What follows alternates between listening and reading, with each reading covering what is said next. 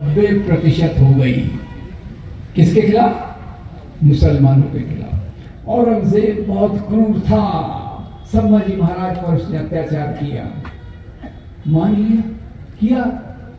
तो सवाल ये है कि अगर औरंगजेब ने कोई गलत काम किया तो उसके लिए आज का मुसलमान जिम्मेदार है क्या?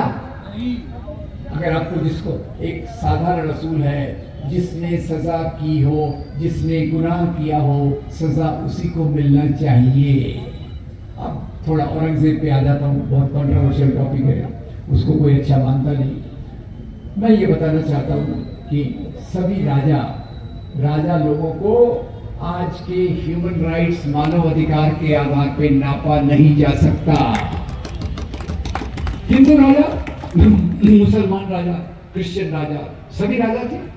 बताइए, राजा पे कोई नियंत्रण रहता था? कानून कौन बनाता था? राजा। सरकार कौन चलाता था? राजा। सजा कौन देता था? राजा। इसलिए राजा निरंकुश थे और वो इस प्रकार का काम करते थे। अब थोड़ा औरंगजेब पर एक कॉन्ट्रोवर्शियल टॉपिक है, फिर भी मैं बताना चाहूँगा। कहते हैं औरंगजेब ने इस्लाम को फैलाने के लिए लोगों पे अत्याचार किए। मैंने पूरा स्टडी किया। 50 साल तक औरंगजेब ने राज किया और औरंगजेब के प्रशासन में, औरंगजेब के दरबार में सबसे ज्यादा हिंदू राजा थे। 33% उसके जो अधिकारी थे वो हिंदू थे।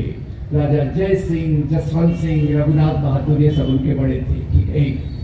फिर दूसरी बात यह है कि उसने कई लोगों को, कई राजाओं को, कई लोगों को जो उससे हारे थे, जो युद्ध में उससे हारे थे, उस पर उन्होंने लगाया कि तुम अभी अगर इस्लाम स्वीकार कर लो तो मैं तुमको माफ कर दूंगा। बाकी आम जनता में इस प्रकार की कोई बात नहीं थी। नहीं तो 50 साल राज करने के बाद क्या यहाँ इस्लाम इतना छोटा रहता? 12-14% पूरा देश ये मुसलमान हो जाता। और दूसरी बात, एक बात मैं मानता हूँ कि इस्लाम में सबसे बड़ी बात है, आपके लिए आपका दीन, मेरे लिए मेरा दीन। जो जबरदस्ती से फैलाया जाए वो इस्लाम हो ही नहीं सकता। ये सबसे बड़ी बात हमको याद रखने की जरूरत है। ठीक, औरंगजेब ने कोई इस प्रकार का धर्मांतरण नहीं हुआ। भारत में लोग मुसलमान बने हैं, पर क्यों बने हैं? 2 कारण बताता हूं और आप में से कुछ लोग सोच के बताइए, भारत की पहली मस्जिद भारत के कौन से राज्य में बनी थी? केरल में। भाई सही जवाब।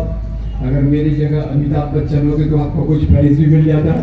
आपका दुर्भाग्य है, मेरी जेब खाली है। अब केरल में तो मुसलमान राजा का राज्य नहीं था, तो मस्जिद कैसे बनी? केरल में अरब देशों से व्यापारी आते थे, आपसी मेल जोल से वहां इस्लाम की शुरुआत हुई और दुनिया की पुरानीतम मस्जिदें और भारत की सबसे पुरानी मस्जिद चेरामन जुमा मॉस्क केरल में बनी। फिर हिंदुओं के एक महान संत हैं, महान स्वामी हैं, उनका नाम है स्वामी विवेकानंद। जात पात के बहुत खिलाफ थे, उनको केवल ऊपर से बताया जाता है, पर स्वामी जी ने जो जाति व्यवस्था का विरोध किया उसका कोई मुकाबला नहीं है। तो स्वामी जी अपनी किताब फ्रॉम अल्मोड़ा टू शिकागो में लिखते हैं कि ये कहना गलत है कि इस्लाम यहाँ तलवार की नोक पर फैला। कौन कह रहे? स्वामी क्या कह रहे हैं? ये कहना गलत है कि इस्लाम यहाँ तलवार की नोक पर फैला। जाति व्यवस्था के अत्याचार से बचने के लिए कुछ लोगों ने इस्लाम धर्म को कबूल किया, राजाओं के प्रभाव से नहीं, ज्यादातर सूफी संतों के प्रभाव से, सामाजिक जरूरतों के आधार पर किया गया। ठीक है। तो औरंगजेब 2, 4, 10, 15 लोग होंगे जिन्होंने धर्मांतरण की कोशिश की। उससे पूरा जनरलाइज नहीं कर सकते कि औरंगजेब का काम ही था। और एक क्या मजे की बात बताते हैं, बोलते हैं वो जनेऊ तो आपको सबको पता है, बोले औरंगजेब रोज जब तक 1.25 मन जनेऊ नहीं जमा करता था, मन यानी वो पहले 35 किलो 36 किलो के बराबर, समावन जनेऊ नहीं करता था जब तब तक वो खाना नहीं खाता था। यानी इतने लोगों को मारता था। 1 किलो पे कितने जनेऊ आएंगे जरा कैलकुलेट कर लेना। 35 किलो पे कितने आएंगे? तो वो इतने लोगों को मारता था फिर खाना खाता था। अब 50 साल उसने राज किया, 1 साल में 365 दिन और कम से कम दिन में 2 बार तो खाना खाता ही होगा। तो अगर इतने लोगों को मारा जाता तो आज इंडिया में कोई बचा नहीं रहता। झूठ पे झूठ। खैर वो क्रूर था, कट्टर था, मुझे इसमें कोई शक नहीं है। पर कई चीजें जैसे बोलते उसने सत्ता के लिए अपने भाई को मारा। अरे भाई साहब, कौन सा राजा था जो सत्ता के लिए सभी कुछ नहीं करता? आज हमारे बैलेट पेपर नहीं है, ईवीएम मशीन में भी लोग गड़बड़ करते हैं। राजाओं के समय तो और भी प्रॉब्लम था। जो जीत गया वो सिकंदर, जो मर गया वो ताबूत में गया।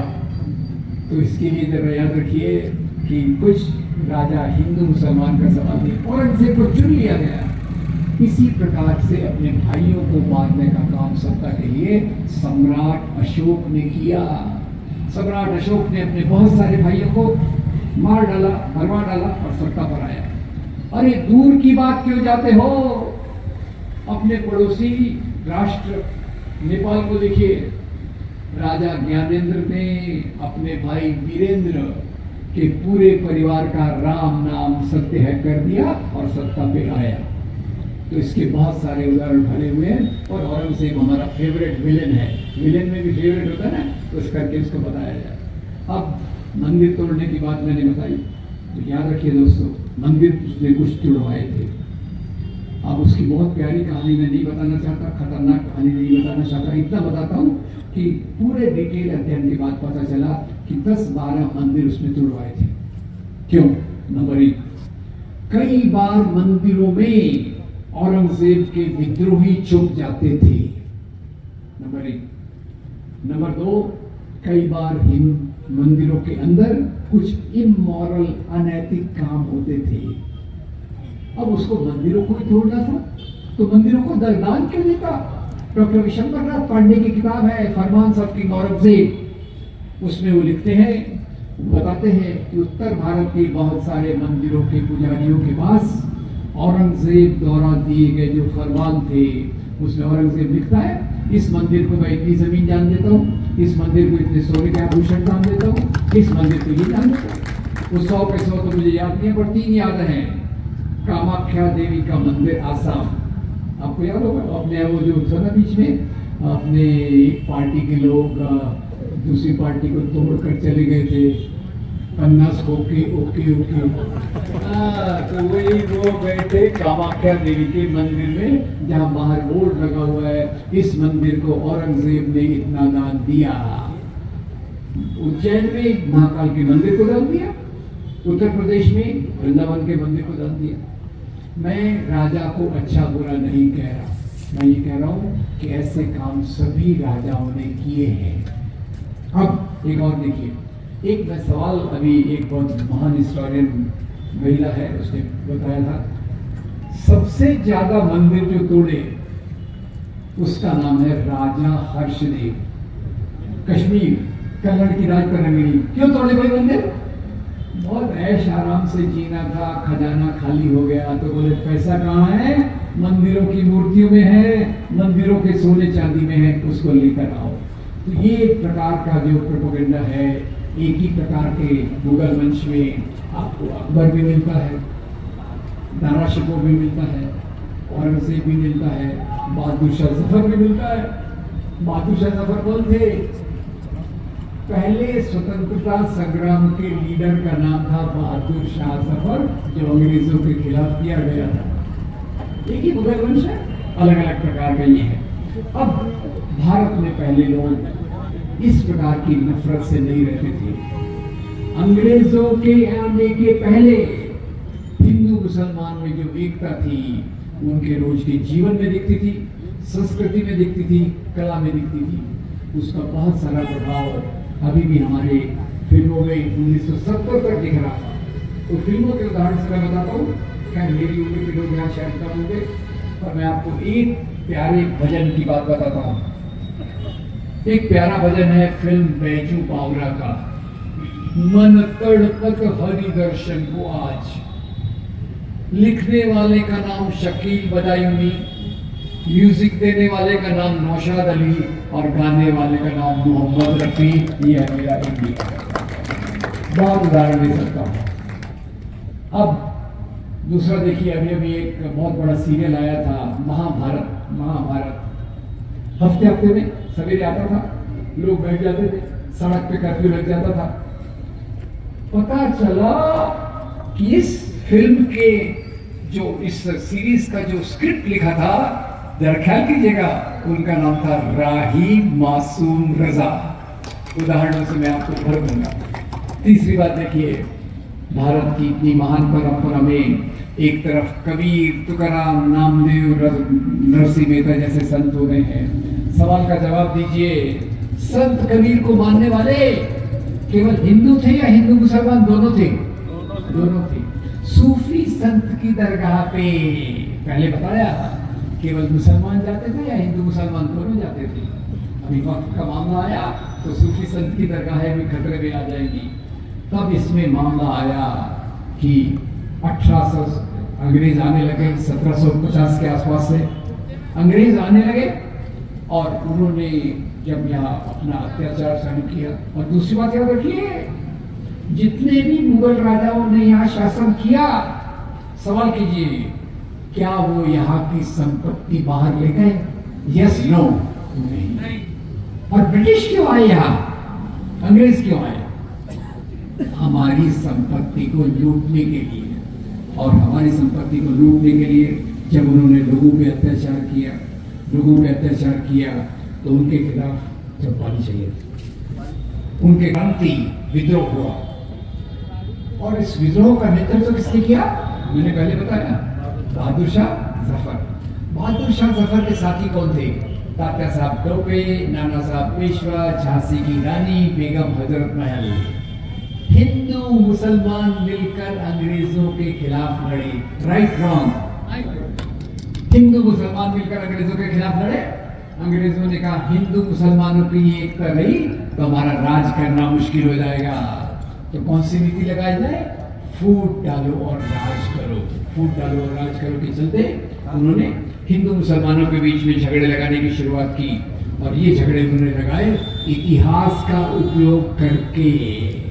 महान हिंदू राजा और खराब मुसलमान राजा, ये एक प्रकार से आया।